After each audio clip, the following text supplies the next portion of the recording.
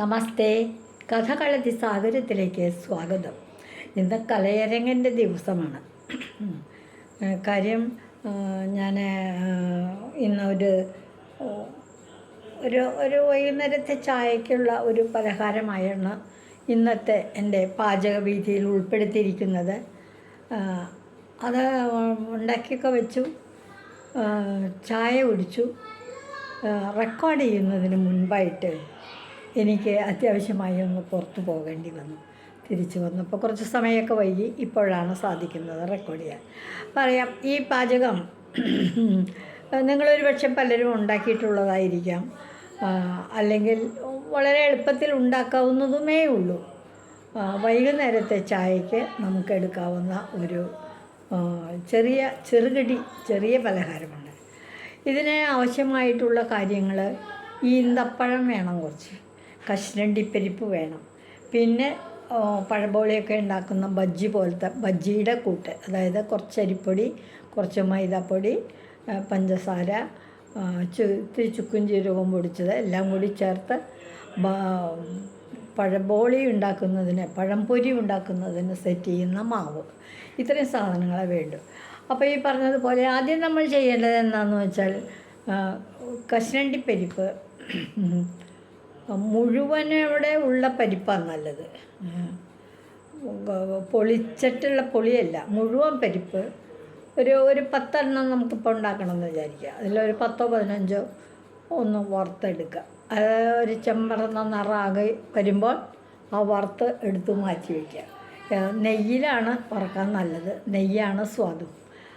അത് കഴിഞ്ഞിട്ട് അതിൽ ബാക്കി വരണ നെയ്യുണ്ടല്ലോ, ആ നെയ്യിൽ നമ്മൾ ആദ്യം ഈന്തപ്പഴം 10-15 എത്രയാണ് ഉണ്ടാക്കണമെന്ന് ഉണ്ടാക്കാൻ ഉദ്ദേശിക്കണതെന്ന് വെച്ചാൽ അതെടുത്തിട്ട് നെയ്യിലൊന്ന് വറക്കുക. അത് അപ്പോൾ എന്താ സംഭവിക്കുക വെച്ചാൽ, ഈ ചുക്കിച്ചുളിഞ്ഞിരിക്കുന്ന ഈന്തപ്പഴം ഒന്ന് നിവരും, ഒന്നങ്ങോട്ട് ഉഷാറ് പോലെയും. ഇപ്പോൾ പ്രഥമനൊക്കെ നമ്മൾ ഉണക്കമുന്തിരിങ്ങ ഒന്ന് വറക്കുമ്പോൾ ഉണക്കമുന്തിരിങ്ങ അങ്ങോട്ട് വീർത്ത് വലുതായി നല്ല ഷേപ്പിലിരിക്കില്ലേ, എന്നതുപോലെ ഈ ഈന്തപ്പഴവും കുറച്ച് സമയം ഒന്ന് ചൂട് കുറവാക്കി വെച്ച് വാട്ടുമ്പോൾ അതങ്ങോട്ട് ചുളിവൊക്കെ നിവർന്ന് നല്ല പഴുത്ത് തുടുത്ത പഴം പോലെയായിട്ട് വരും. എന്നിട്ട് അതും വാരി അവിടെ വാങ്ങി വയ്ക്കുക. പിന്നീട് നമുക്ക് ചെയ്യേണ്ടത് ഇനി എന്താണെന്ന് വെച്ചാൽ, മാവ് സെറ്റ് ചെയ്യാം. മാവ് സെറ്റ് ചെയ്യാനായിട്ട് ഞാനൊരു 2 സ്പൂൺ പച്ചരി കുറച്ച് നേരത്തെ വെള്ളത്തിലിട്ടിട്ടുണ്ടോ, അത് കുതിരണം. ആ പച്ചരി ആദ്യം ഒന്ന് മിക്സിയിൽ നല്ലതുപോലെ അരയ്ക്കും.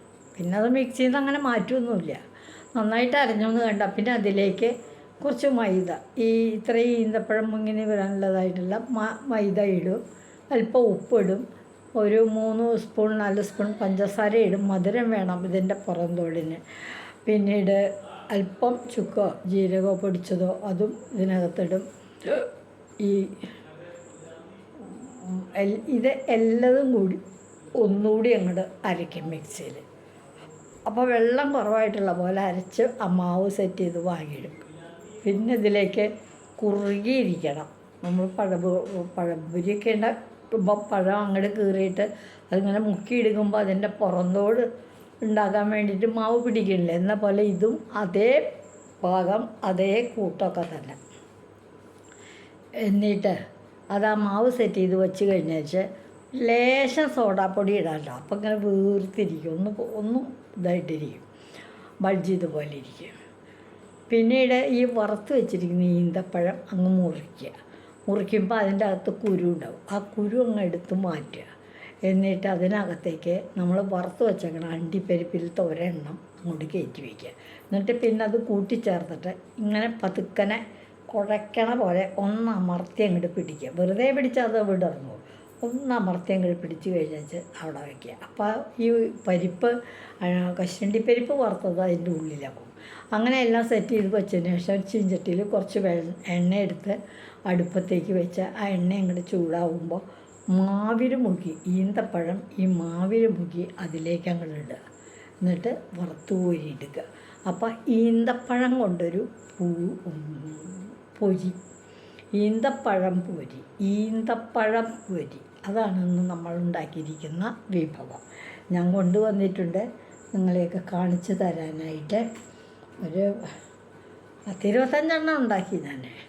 അതിൽ 8-10 അവിടെ ഉണ്ട്. ബാക്കിയൊക്കെ ഇങ്ങനെ ഓരോരുത്തെടുത്തു. ഇതാ ഈ ഇരിക്കുന്നത് ഈന്തപ്പഴം ഉള്ളിൽ, അണ്ടിപ്പരിപ്പ് ഏറ്റവും ഉള്ളിൽ, അതിൻ്റെ പുറകെ അത് ഈന്തപ്പഴത്തിൻ്റെ ഉള്ളിലായിരിക്കണം.